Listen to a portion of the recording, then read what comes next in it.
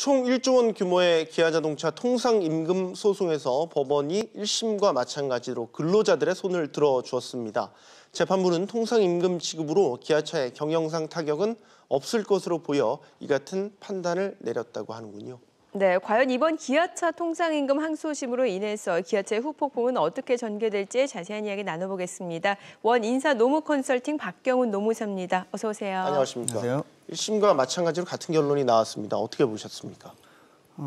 이 사건 청구 금액이 1조 1천억 가까이 됩니다. 그중에 4,200억 정도 인용이 됐는데 금액상으로는 일부 인용이지만 핵심 쟁점이었던 이 사건 청구가 신의칙 위반인지 여부에 관해서 법원이 노동조합 측에 손을 들어줬기 때문에 사실상 노동조합이 승소한 것이 아닌가 그렇게 생각합니다. 네. 이번 기아차 통상임금 항소심 핵심 쟁점은 뭐라고 볼 수 있을까요? 중식비나 일비 등이 통상임금에 해당되는지 여부도 기본 쟁점이 되었는데 그보다는 핵심적으로 이 사건 근로자들이 사용자와의 합의에 반해서 상여금을 통상임금이라고 주장하면서 추가임금을 청구하는 것이 신의성실 원칙에 위반되느냐 이것이 최대 쟁점이 되었습니다. 자, 이번 재판부에서는 1심에서 통상임금 약 4,223억 원을 인정했는데 이번 2심에서는 또 4,222억 원만 인정을 했네요. 예. 이건 어떻게 봐야 됩니까? 가족수당하고 그 중식대가 1심에서는 통상임금으로 인정이 됐는데 이번 항소심에서는 통상임금이 아닌 것으로 인정이 돼서 그만큼 금액이 줄어들었습니다. 1억 원 준 그런 결과가 나오게 됐군요. 네. 자, 이번 재판의 핵심인 신의성실 원칙 이번에도 인정되지 않았는데 이 신의성실 원칙이라는 걸 설명을 해주시고 왜 인정되지 않았는지도 설명을 해주시죠. 신의성실의 원칙이라는 것은 권리의 행사는 상대방의 정당한 기대에 어긋나게 행사를 하면 안 된다는 것인데요. 원래는 이 신의칙이라는 것이 예외적으로만 적용되는 것으로 2013년 12월 대법원 판결에서 설치를 한 바가 있어요.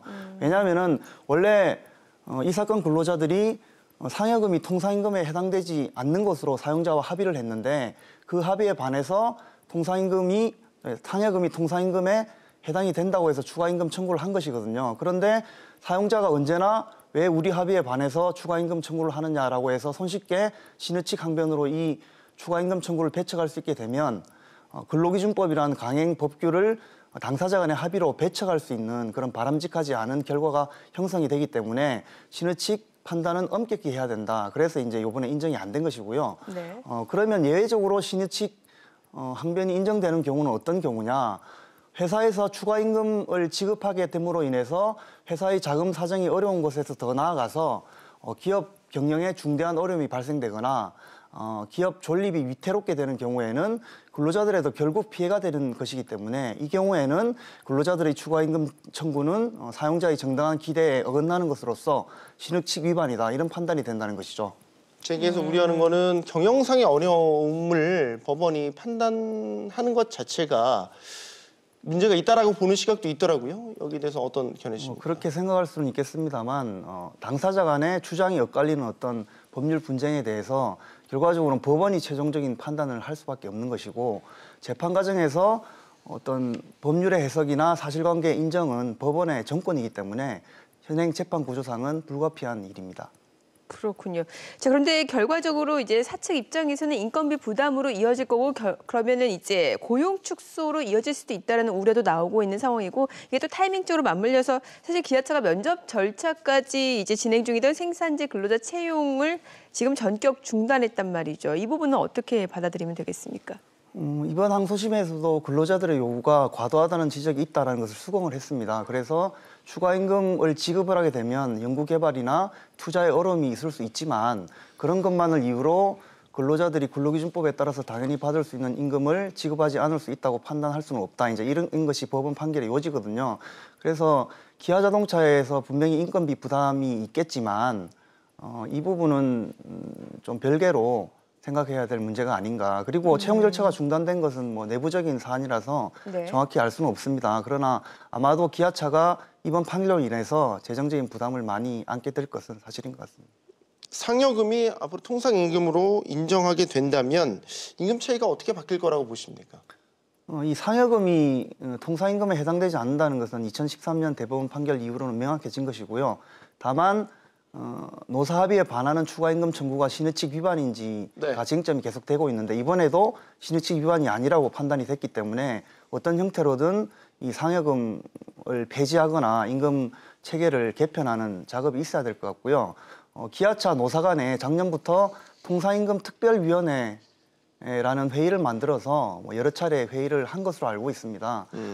그 회의를 통해서 법원 판결과는 별도로 노사 간의 자율적인 합의가 성립될 것으로 그렇게 기대가 됩니다.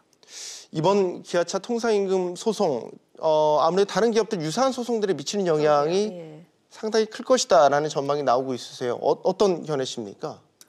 일단은 신익칙 판단에 관해서 좀 더 엄격하게 법원이 보고 있다는 것을 확인을 한 것이고요. 그리고 얼마 전에 그 인천 시흥문수 사건에서도 대법원이 신의칙 판단은 예외적인 경우이기 때문에 엄격하게 해야 된다. 네. 이제 이런 판결을 내린 바가 있기 때문에 앞으로 소송에도 그런 경향이 반영이 많이 될 것으로 그렇게 생각을 합니다. 그래서 전경련에서는 이제 신의칙 적용 지침 자체를 기준을 마련해야 된다라는 목소리를 내고 있거든요. 여기에 대해서는 어떤 견해십니까?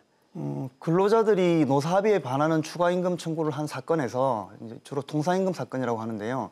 신의칙 적용 기준을 최초로 정립한 판결이 2013년 12월에 대법원 전원합의체 판결입니다. 네.